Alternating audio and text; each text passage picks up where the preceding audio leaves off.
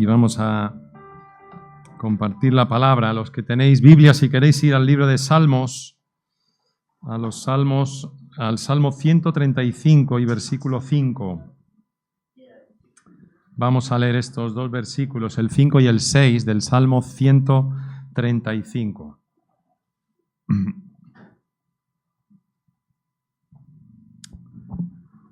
Y dice así, Salmo 135, versículo 5, dice: porque yo sé que Jehová es grande, y el Señor nuestro mayor que todos los dioses. Todo lo que Jehová quiere, lo hace, en los cielos y en la tierra, en los mares y en todos los abismos. Vamos a dar gracias. Señor, te damos gracias por tu palabra. Gracias, Señor, oh Dios, porque podemos abrirla en esta mañana y queremos pedirte que seas tú que hables a nuestro corazón, a nuestra vida, Señor. Quita de mí todo aquello, Señor, que no sea tuyo. Yo te ruego, Señor, oh Dios, que toques nuestro corazón en esta mañana, Dios. Te lo pido a ti en el nombre de Jesús. Amén. Amén. El salmista habla del cielo a la tierra, ¿no? En este texto. Empieza en el cielo y termina en la tierra y dice que Dios hace lo que quiere, ¿no? Eso se llama soberanía de Dios. Es decir, Dios es soberano. Todo lo que Jehová, hemos leído en el versículo 6, dice, todo lo que Jehová quiere, lo hace. Todo lo que Jehová quiere habla de voluntad. Y lo hace, cuando dice lo hace, habla de poder.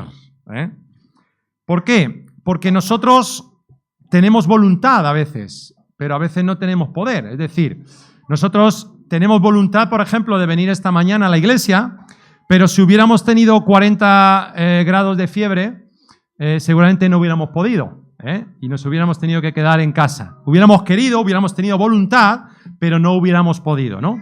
O alguno quiere tener una casa en la playa, pero no puede, ¿no? Entonces, una cosa es voluntad, querer, y otra cosa es poder. Y Dios quiere y puede, porque Él es soberano. Amén. Así que en la Biblia descubrimos que Dios, aunque es soberano, aun siendo el dueño del cielo y de la tierra, aun no necesitándonos a nosotros, Él quiere contar con nosotros. Y Él quiere también contar con una herramienta que es fundamental en la vida del cristiano, en nuestra vida, y es la oración. No sé si os acordáis que la última vez que compartí sobre el Padre Nuestro, ¿no? Sobre la oración que Jesús nos enseñó.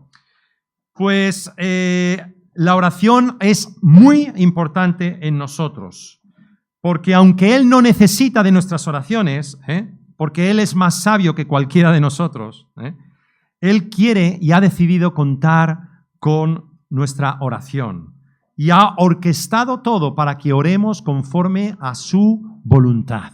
No a nuestra voluntad, sino a su voluntad.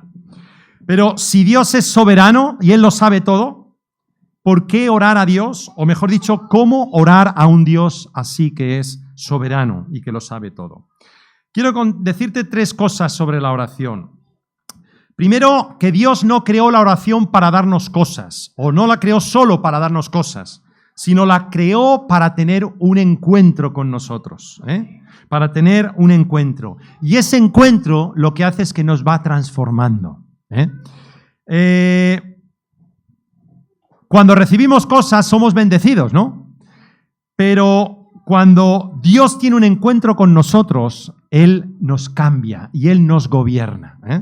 Así que no es lo mismo ser bendecido por Dios que ser gobernado por Dios. Son cosas diferentes. Y déjame decirte que es mucho más importante ser gobernado por Dios que ser bendecido por Dios. ¿Sabes por qué? Porque la gente que no cree en Dios, la gente que rechaza a Dios, recibe sus bendiciones. Imagínate un agricultor que es ateo, que rechaza a Dios, es bendecido por Dios. Cuando él cultiva, recibe las cosechas y gana de esas cosechas, ¿no? Es bendecido, pero él luego se levanta y maldice a Dios. Porque esa persona es bendecida, pero no es transformada. No es gobernada por Dios. ¿Entiendes? Dios hace salir el sol sobre justos e injustos. Pero es algo más importante que recibir la bendición de Dios, ser gobernado por Él. Por ejemplo, y eso, claro, eso nos cuesta, porque a no todos no nos gusta ser gobernados, porque eso implica que Él nos quita lo más importante, o para lo que mucha gente lo más importante, que es nuestro orgullo, ¿no? Nos quita nuestro orgullo, y lo que más nos duele, el orgullo, cuando Dios nos gobierna. Tenemos casos en la Biblia. Por ejemplo, la mujer de Job fue una mujer bendecida. ¿Por qué? Porque ella y su marido Job tenían todo. Eran millonarios, lo tenían todo, pero en un tiempo Dios se lo quitó. Y aquella mujer era bendecida, pero no estaba gobernada, porque cuando se le quitó todo, maldijo a Dios. En cambio, Job no solo estaba bendecido, sino estaba gobernado por Dios. Por eso él soportó la prueba y la tentación, y él no maldijo a Dios. Él dijo: Jehová dio, Jehová quitó, sea Jehová bendito. Por lo tanto, lo importante no es ser bendecido, sino ser gobernado por Dios para que Él nos pueda transformar. Jesús se enfrentó a la mayor prueba de su vida que acabamos de recordar, a la muerte y muerte de cruz, para poder cumplir el propósito para el que vino. Y como Él era hombre, Él era Dios, pero también era hombre, Él sufrió. Y hubo un momento ante la muerte que Él dijo: Señor, que pase de mí esta copa. ¿Por qué? Porque Él era hombre, pero enseguida dijo: pero no se haga mi voluntad, sino la tuya.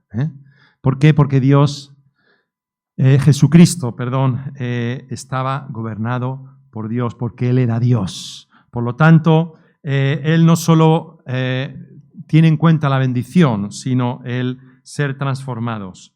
Cuando Dios nos cambia, es como cuando un camión te pasa por delante, te transforma por completo, ¿no? La Biblia habla de muchos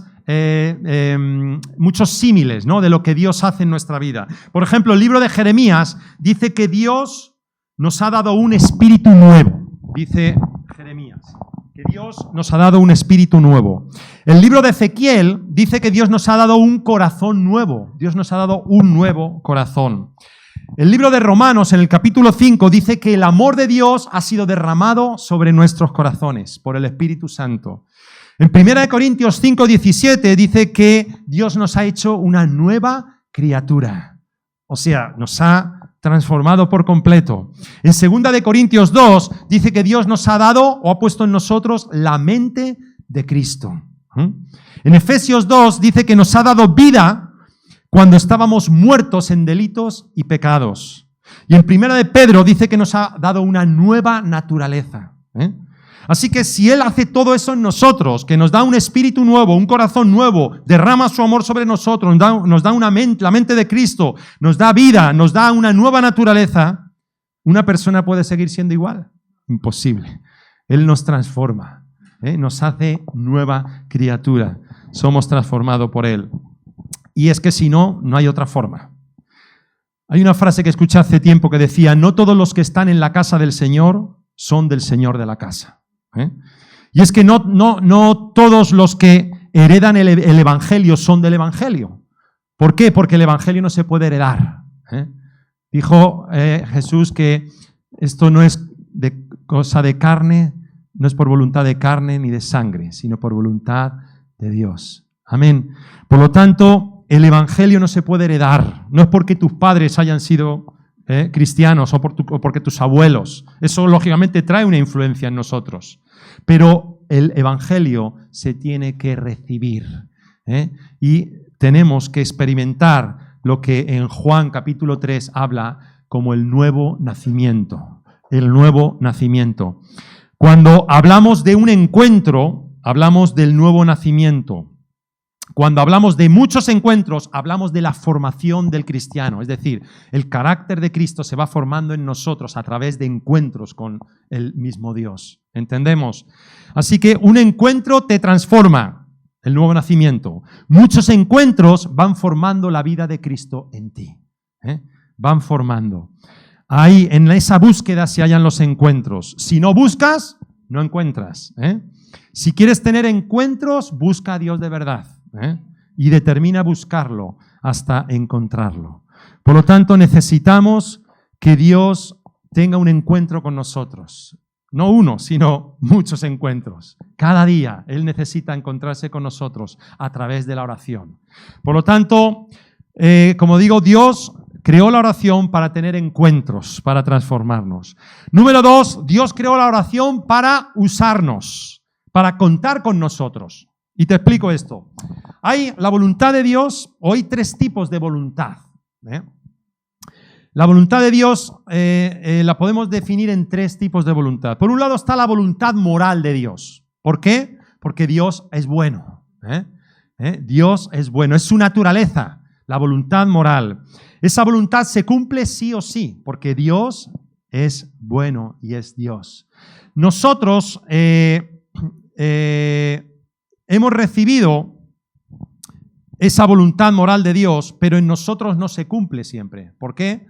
Porque tenemos una naturaleza caída, y somos incapaces de cumplir la ley por completo. Pero Dios es bueno, y uno de los tipos de voluntad es la voluntad moral que se cumple.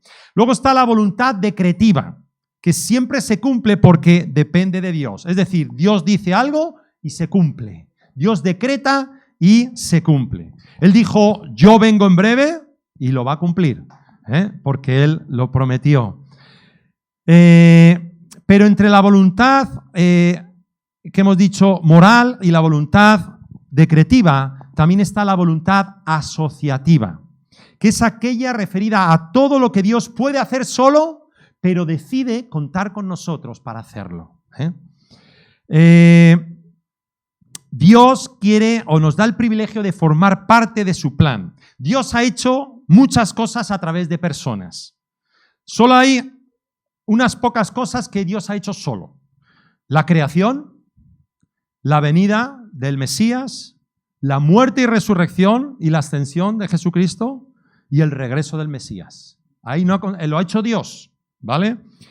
Pero todo lo demás lo ha hecho a través de hombres y mujeres que Él ha decidido, con los que ha decidido contar. ¿Podía sacar Dios a su pueblo de Egipto Él solo? Claro que lo podía hacer, pero eligió a un hombre llamado Moisés para sacar a su pueblo, ¿sí? ¿Podía gobernar Dios a su pueblo sin los jueces? Claro que sí, pero eligió a los jueces. ¿Podía Dios hablar a su pueblo sin los profetas? Claro que sí, pero eligió a los profetas. ¿Podía Dios predicar sin los apóstoles? Claro que podría hacerlo, pero eligió a los apóstoles. Por lo tanto, Dios ha decidido usar a hombres y mujeres débiles que estén disponibles para llevar a cabo su obra en la tierra. Y esta es la voluntad asociativa, que Dios cuenta con nosotros. Y cuenta con la oración para llevar a cabo su voluntad. Él usó a Elías a través de la oración para cerrar los cielos y que no lloviese. Pero con esa misma persona usó la oración también para mandar la lluvia, ¿sí? Elías dice que era un hombre sujeto a pasiones, como tú y como yo. Oró en la cumbre del Carmelo, del Monte Carmelo, y se postró en tierra para que Dios actuara. Y vino la lluvia cuando él terminó de orar. Así que aquí vemos a Dios obrando en asociación con el hombre. Dios puede hacerlo todo solo, pero ha decidido contar con un pueblo que se humilla. Dios es soberano, lo puede hacer todo, pero Él ha contado con su pueblo. Si leemos en 2 de Crónicas 7:14, si quieres ir conmigo a 2 de Crónicas 7:14, dice, si se humillare mi pueblo, sobre el cual mi nombre es invocado, y oraren, y buscaren mi rostro, y se convirtieren de sus malos caminos, entonces yo oiré desde los cielos, y perdonaré sus pecados, y sanaré su tierra. Aquí tenemos la oración, ¿sí? Aquí tenemos la voluntad asociativa de Dios, diciendo que si nos humillamos como pueblo, si oramos y buscamos su rostro, ¿eh? Si nos convertimos de nuestros malos caminos, entonces Él va a oír desde los cielos y va a perdonar nuestros pecados y va a sanar nuestra tierra. Así que necesitamos entender que la oración es una herramienta que Dios ha creado para poder contar con nosotros, para poder usarnos, porque Él quiere contar contigo y conmigo. Vamos a Romanos 8:26, el libro de Romanos, donde dice cómo tenemos que orar. Romanos 8:26. Dice así, aquí vemos también cómo nos ponemos en asociación con Dios. Dice, y de igual manera, Romanos 8:26, el Espíritu nos ayuda en nuestra debilidad. Pues qué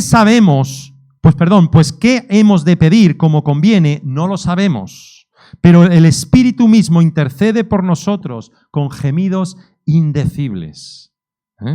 Mas el que escudriña los corazones sabe cuál es la intención del Espíritu, porque conforme a la voluntad de Dios intercede por los santos. Así que no sabemos qué pedir ni cómo pedir, pero el Espíritu Santo intercede por nosotros. Amén. Tenemos que pedir para recibir, pero no pedir para nuestros deleites, sino conforme a la voluntad de Dios. ¿Y cómo sabemos cuál es la voluntad de Dios? No te preocupes, el Espíritu Santo te la va a revelar. Te la va a revelar. Y Él va a interceder por nosotros. Aún dice con gemidos indecibles, con lenguas, con palabras que ni entendemos nosotros, pero el Espíritu lo entiende y solo se discierne por el Espíritu. Amén. Así que el Dios de la Biblia no nos da nada que no le pidamos, pero tampoco nos va a dar nada que esté fuera de su voluntad. Amén. Así que necesitamos pedir conforme a su voluntad. Esta es la voluntad asociativa. El hombre pidiendo de acuerdo a la voluntad de Dios. Él contesta cuando pedimos de acuerdo a su voluntad porque ha decidido en su soberanía contar con la oración y contar con nosotros. Amén. Así que el orden perfecto de Dios. Primero Dios nos transforma y luego nos usa. A veces lo queremos al revés. Queremos que Dios nos use y que luego nos transforme, pero no. Dios primero nos tiene que transformar y luego nos va a usar, porque si no nos envaneceríamos, nos volveríamos orgullosos. Así que Dios quiere hacer un trabajo y esto lo va a hacer también a través de la oración.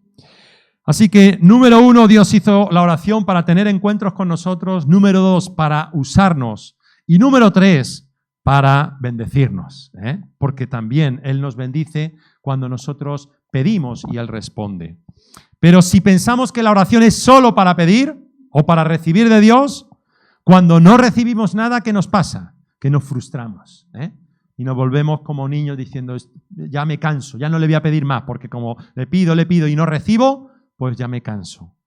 Por eso, en tercer lugar, está este objetivo de la oración para bendecirnos, para pedir y recibir de sus bendiciones. Pero no es solo para eso la oración. Ahora, ¿por qué Dios no contesta nuestras oraciones? Esa es una pregunta que todos nos hemos hecho, ¿no?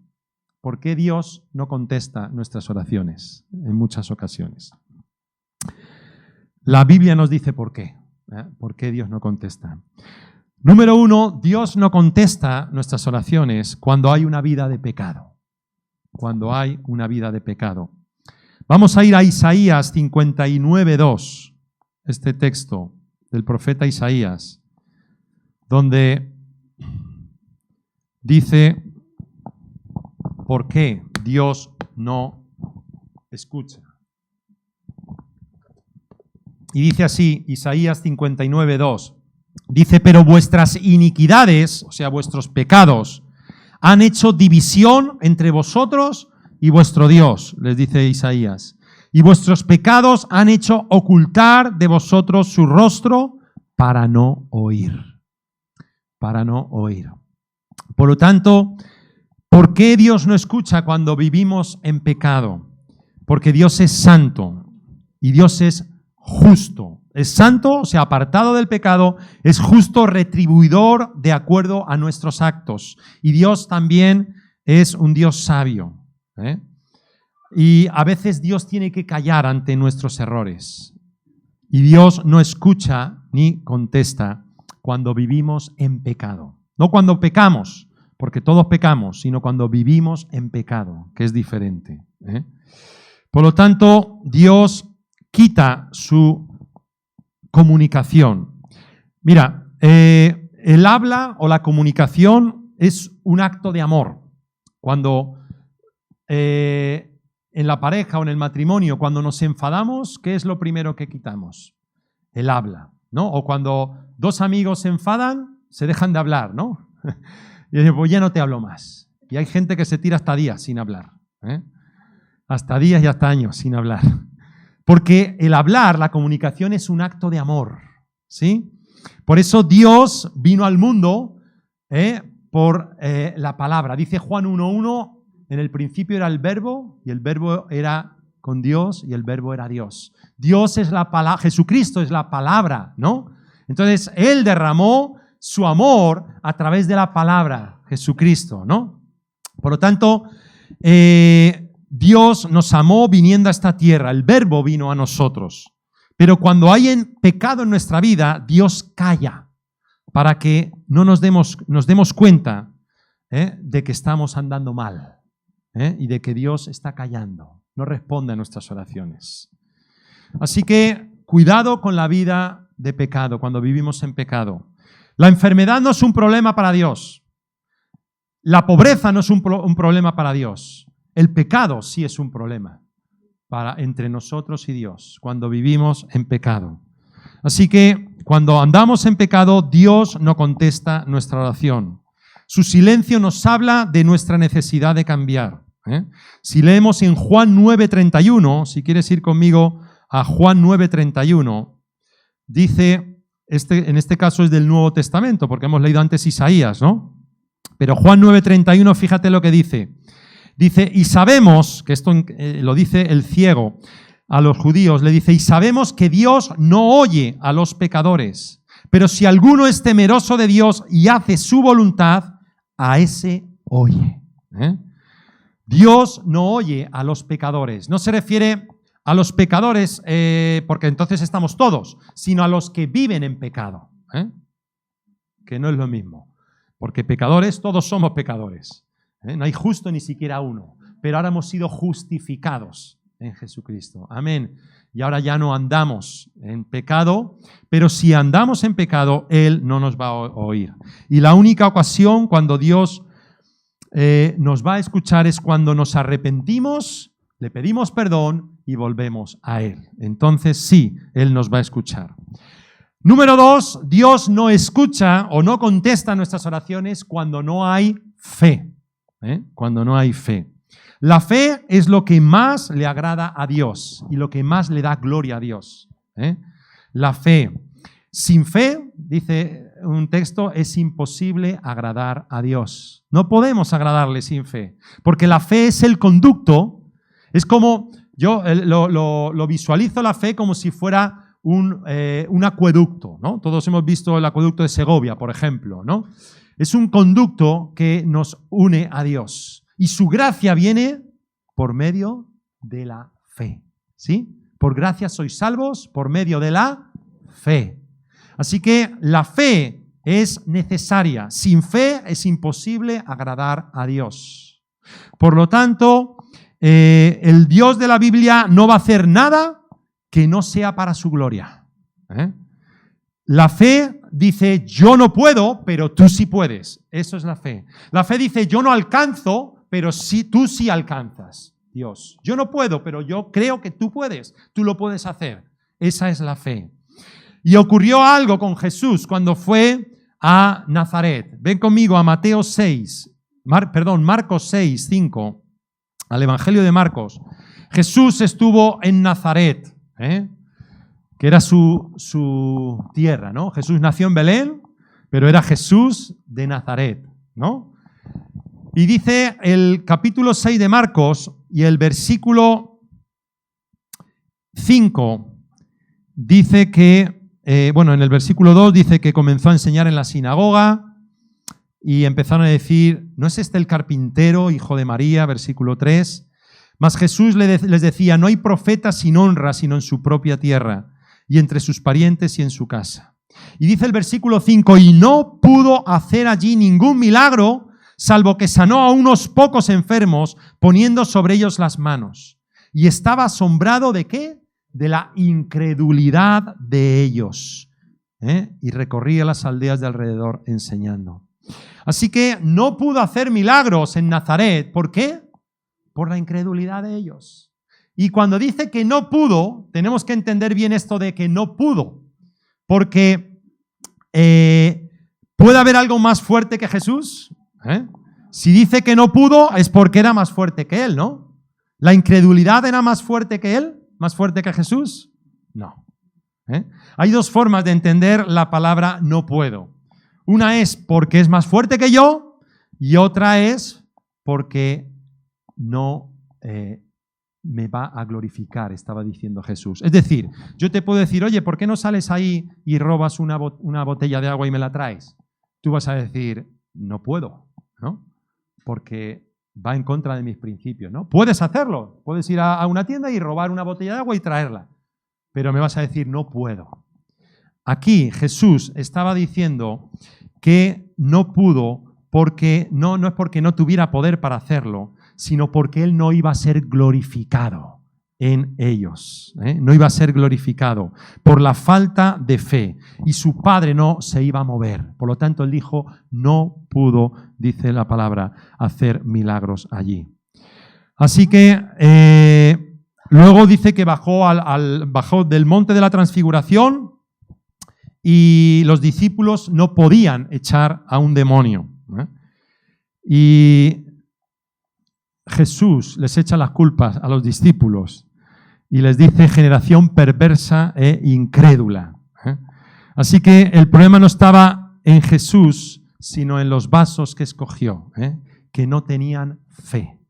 Si no tenemos fe, Él no va a contestar nuestras oraciones, porque es necesario que tengamos fe para que Dios responda a nuestras oraciones.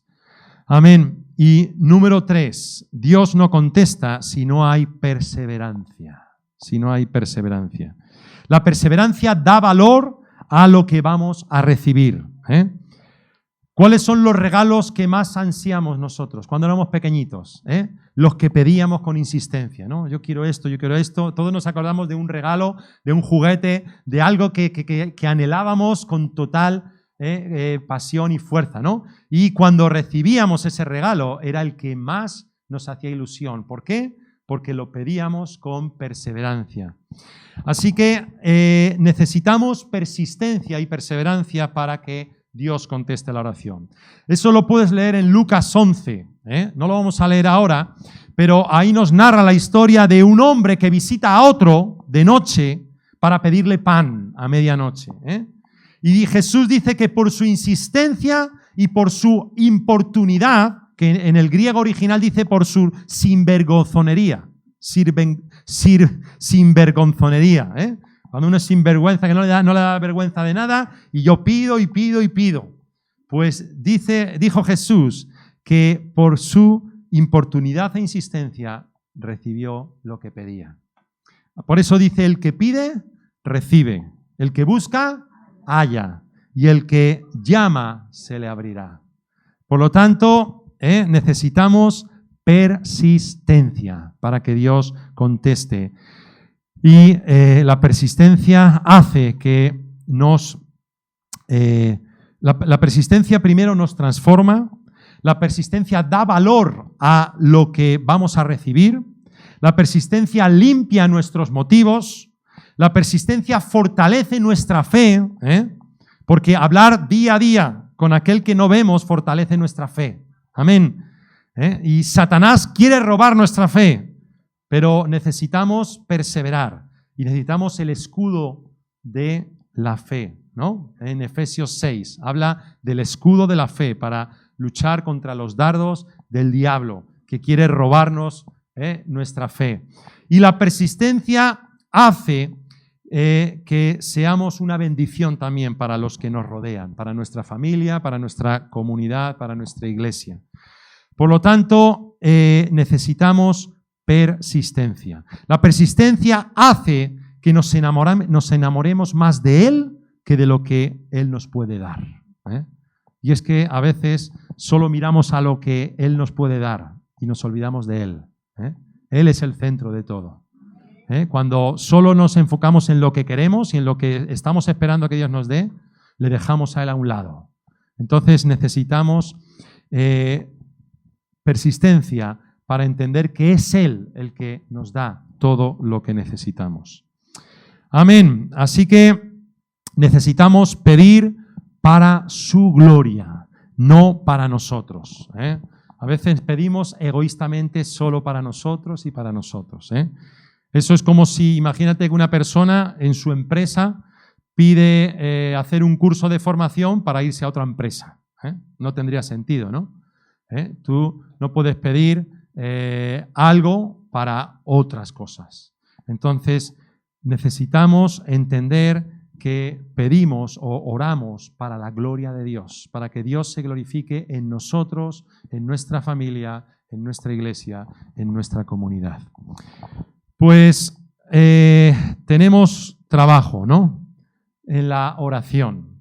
La oración es a veces lo más difícil en la iglesia, ¿no? Las reuniones de oración suelen ser las menos numerosas.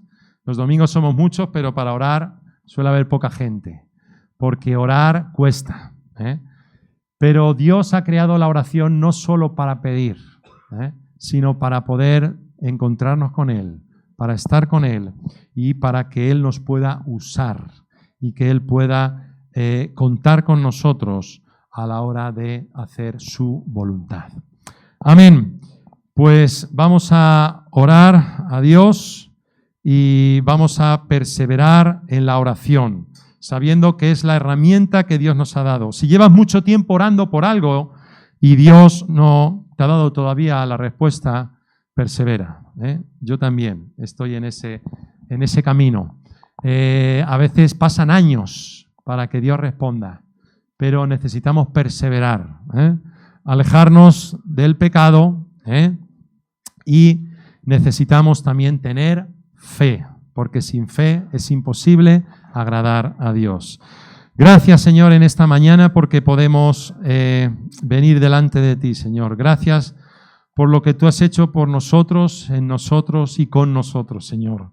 Gracias por que podemos confiar en ti, Señor, y descansar en ti, sabiendo que tú eres soberano, Señor, y sabiendo que tú conoces todo, Señor, de nosotros. Pero aún así, Señor, tú quieres contar con nosotros, Señor, con la oración, para que podamos encontrarnos contigo cada día, Señor, en oración, para que podamos pasar tiempo, Señor, conociéndote, Señor, no solo pidiendo, sino también escuchando tu voz y tu voluntad, Señor. Gracias, Espíritu Santo, porque tú intercedes por nosotros. Y cómo pedir no sabemos, pero tú nos revelas y tú nos muestras qué pedir y cómo pedir, Espíritu Santo. Por eso te pido que nos des fe, Señor, para seguir caminando, Señor, que nuestra fe pueda aumentar y crecer, oh Dios, para que tú seas glorificado, Señor, en nosotros. Y, Señor, te pido también que nos ayudes a ser perseverantes en la oración. Ayúdanos a mantenernos firmes, Señor, a permanecer, oh Dios, ante los ataques del enemigo, Señor, que son grandes y numerosos, Señor, pero tú eres más poderoso, Dios. Y por eso, Señor, te pedimos, oh Dios, que tú nos defiendas y que tú nos guardes del mal, Señor. Que el escudo de la fe podamos levantarlo para repeler y para parar todo ataque del enemigo sobre nuestras vidas, Señor. Ten misericordia de nosotros, Señor. Yo te pido que tú bendigas cada familia representada aquí, Señor, y que tú, Señor, oh Dios, nos guardes y nos protejas, Señor, y que tu voluntad sea hecha sobre cada uno de nosotros, Señor. Te necesitamos una vez más, oh Dios. Necesitamos tu dirección, necesitamos tu poder, tu sabiduría. Señor, te necesitamos a ti, oh Dios, en nuestra vida. Gracias te damos, Señor, guárdanos y líbranos del mal. Y, Señor, protégenos hasta que nos volvamos a reunir. Te bendecimos y te adoramos en el nombre de Jesús. Amén y amén. Que Dios te bendiga y te guarde.